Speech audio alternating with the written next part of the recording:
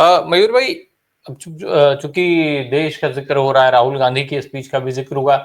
आज मोदी जी को भी बोलना है क्या? माना जाए राहुल गांधी ने कल कई सारे सलाह दिए, कई सारी बातें कही, देश को किस तरीके से आप आगे ले जा सकते हैं, कैसे आप चाइना से आगे निकल सकते हैं, कैसे आप अमेरिका के लिए एक मजबूत वो बन सकते हैं, कैसे आप अपना डेटा जो है वो बचा सकते हैं, अपने लिए इस्तेमाल कर सकते हैं। राहुल की सलाह मानेंगे प्रधानमंत्री जी? भाई साहब, आप हंसा देते हैं, है ना। आप ऐसे सवाल पूछेंगे तो फिर बहुत हंसी आ जाएगी। क्या करें। और मुझे लगता है कि देखिए, मोदी जी को आज तक हमने प्रत्यक्ष तौर पर तो किसी की सलाह मानते हुए देखा नहीं।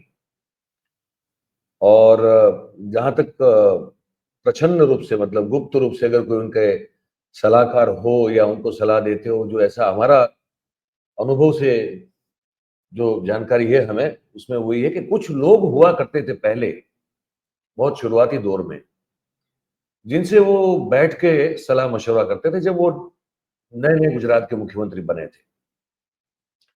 और उनमें उस समय तो एक गुण था जो बहुत बड़ा था, जो मुझे बहुत सारे लोगों ने कहा है, कि वो सुनते थे बहुत। जब वो रूबरू होते थे किसी से, जब वो वन ऑन वन मिलते थे किसी से, है ना, तो उसमें वो सुनने का ज्यादा पसंद करते थे बोलने से, जब व्यक्तिगत रूप से निजी बातचीत होती थी। अब मैं जो अब उसके बाद में धीरे धीरे जो उनमें जो बदलाव, यही गुजरात में रहते हुए जो मैंने देखा, जो मुझे पता चलता गया था, वो ये था कि फिर उन्होंने ज्यादातर सुनना कम कर दिया था।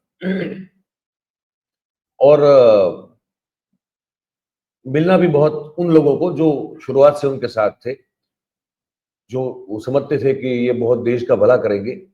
ये मैं आपको बता दूं एक चीज, बीच में थोड़ी थोड़ी हो सकता है कि अलग हो जाए, बात हो जाए, लेकिन ये बता दूं आपको, ये बहुत सारे लोगों का ये भ्रम था। इन्होंने एक औरा जो खड़ा किया हुआ था, बहुत सारे लोगों को भ्रम था कि यार ये आदमी सही में इस देश का उद्धार करेगा। मैं हर किसी को उनका अंधभक्त नहीं कहता हूं, उसमें फर्क मेरी नजर में है। बहुत सारे लोगों को, मतलब वो बेवकूफ बने, इनके उन्होंने जो ऑरा खड़ी की थी, जो एक भ्रम, डिल्यूजन, एक इल्यूजन खड़ा कर दिया था, यार ये आदमी सही में कुछ करेगा। ये निजी रूप से भी जब मिलता है तब भी बात तो देश ही की करता है, और तब वो वही करते थे, देश की बड़ी चिंता करते थे जब वो मुख्यमंत्री थे। हालांकि उनको गुजरात की करनी चाहिए थी, खैर वो देश की करते थे उस समय।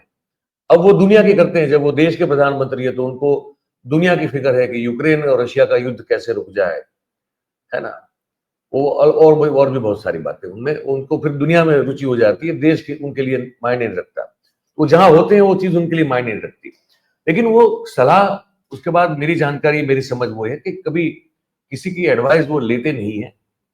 वो करते क्या, मैं आपको बताऊं, उनका जो तरीका है, जो मेरी जानकारी है, वो अलग अलग लोगों से मिलते हैं, उनसे मुलाकात करते हैं, अलग अलग क्षेत्र के, अलग अलग फील्ड के लोगों से।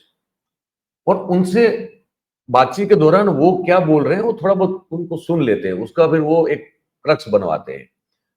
उसमें से उनके लिए कौन सी चीज है जो उनके तरीके से इंप्लीमेंट हो सकती है, क्या उनकी सोच से मिली वो एडवाइस या डिस्कशन है, उसको वो छांट लेते हैं, फिर उसको आगे अपने हिसाब से लेके चलते हैं। इस तरह से मैंने उनको काम करते हुए हमेशा देखा हुआ है।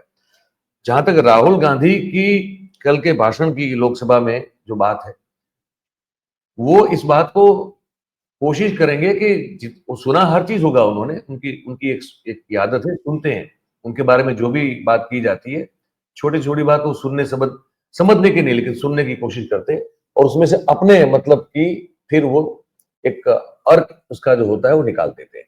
राहुल गांधी की बात वो कभी मानेंगे नहीं, पहली बात ये, किसी की बात नहीं मानेंगे, तो राहुल गांधी तो बहुत दूर की बात है। और कल का जो राहुल गांधी का भाषण है, मेरे ख्याल से अब तक संसद में राहुल गांधी ने जो अपनी स्पीचेस दी हैं, उसमें सबसे बढ़िया अगर कोई स्पीच हुई तो मेरे ख्याल से कल की उनकी स्पीच थी, जो उन्होंने लोकसभा में दी।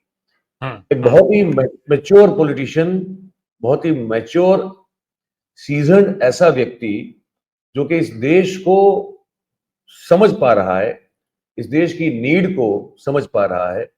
और अगर इस देश को आने वाले समय में जिस रेवोल्यूशन की उस व्यक्ति ने बात की, राहुल गांधी नाम के व्यक्ति ने, वो बड़ी समझदारी के साथ बहुत सही बात की उसने कि अगर वहां उस जो रेवोल्यूशन अभी हो रहा है, जो एक तरह की क्रांति हो रही है पूरी दुनिया में, अगर उसमें सस्टेन होना होगा, अपने आप को खड़ा रखना होगा और फिर आगे बढ़ना होगा, तो जो कल मुद्दे, जो बिंदुओं पर उन्होंने बात की, वो बड़े महत्वपूर्ण थे। लेकिन वो, अच्छा सुनिए, ये अगर राहुल गांधी ने कोई और भी कहता ना, समझ लीजिए उनका कोई चेला कह देता, अब मान के चलिए एक बात समझने के लिए, उनके आसपास जो उनके चेले चपाटे हैं उसमें से किसी में ये बुद्धि अगर कहीं से ये प्रज्ञा प्रकट हुई होती और ये अगर कह देता, तब भी ये बात नहीं मानते। तो राहुल गांधी तो बहुत दूर की बात है, तो मानने वाली बात तो यहाँ पे कोई है नहीं। जिस तरीके से मयूर भाई ने कहा, मैंने जब सवाल पूछा, स्थितियां कुछ वही हैं जो आज की राजनीति में होता है। दरअसल राजनीति सिर्फ राजनीति के लिए होती, देश के लिए होती, तो शायद मेरा सवाल जायज होता, तो शायद मेरा सवाल एक जो है ना वो सार्थकता की तरफ बढ़ता। लेकिन आज राजनीति देश के लिए नहीं हो रही है, अपने लिए हो रही है, सत्ता में बने रहने के लिए हो रही है। कल राहुल ने, मुझे लगता है जितने अभी तक स्पीचेस मैंने पढ़े हैं पहले के कार्यवाहियों के, उसमें शायद पहला भाषण किसी नेता विपक्ष के द्वारा दिया गया ऐसा है जिसमें राष्ट्रपति, जी मैं आ रहा हूं मयूर भाई, जिसमें राष्ट्रपति के अभिभाषण में किसी तरीके की गलती की बात राहुल गांधी ने नहीं किया है, कहीं कोई उसका विरोध नहीं किया है, ऐसा पहली बार मेरे हिसाब से हुआ है शायद। जी मयूर भाई। मैं ये कहने ही वाला था, साथ में एक चीज के देखिए, और मतलब यहाँ कोई तंज नहीं है, कोई वैसे आमतौर पे कटाक्ष किए जाते हैं, सटायर का उपयोग होता है, ये सब नहीं है इस भाषण में। ये भाषण पूरी तरह से फोकस रहा है कि इस देश को क्या आने वाले दिनों में करना चाहिए। वहां तक इस आदमी ने बोल दिया कि यूपीए सरकार भी विफल रही है। हाँ बिल्कुल, उसने कहा, तो ये आदमी, ये जो व्यक्ति है राहुल गांधी, वो कल पूरी तरह से अपने भाषण में सही रूप से देश की चिंता करते हुए और पार्टी से ऊपर उठकर बोलने वाले एक पॉलिटिशियन लगे मुझे पॉलिटिशियन से ज्यादा वो आदमी इस देश की चिंता करने वाला कल सही में लगा जी। बहुत सारी बार ऐसी हो जाती है जिसमें वो संसद में भी बहुत सारे ऐसे उनके भी बर्ताव हमारे सामने है, बिहेवियर है ऐसे हमारे सामने, जहां हमको लगता है कि ये थोड़े बचकाना है, ये इनको नहीं करना चाहिए। ठीक है, कल वो नहीं था, कल पार्टी से ऊपर उठ के वो आदमी बोला हुआ, और कल मुझे लगा कि कोई व्यंग नहीं, कोई कटाक्ष नहीं, किसी के ऊपर कोई गैर जरूरी कोई उंगली उठाने वाली बात नहीं। वो आदमी सिर्फ यही कह रहा था कि हम ऐसी जगह पे खड़े हैं जहां से इस दिशा में सोचना हमारे लिए बहुत जरूरी हो जाता है, बाकी हर चीज को छोड़ के। He was addressing as a person who is absolutely interested in serving and saving the interest of this nation। सीधी बात थी ये कल।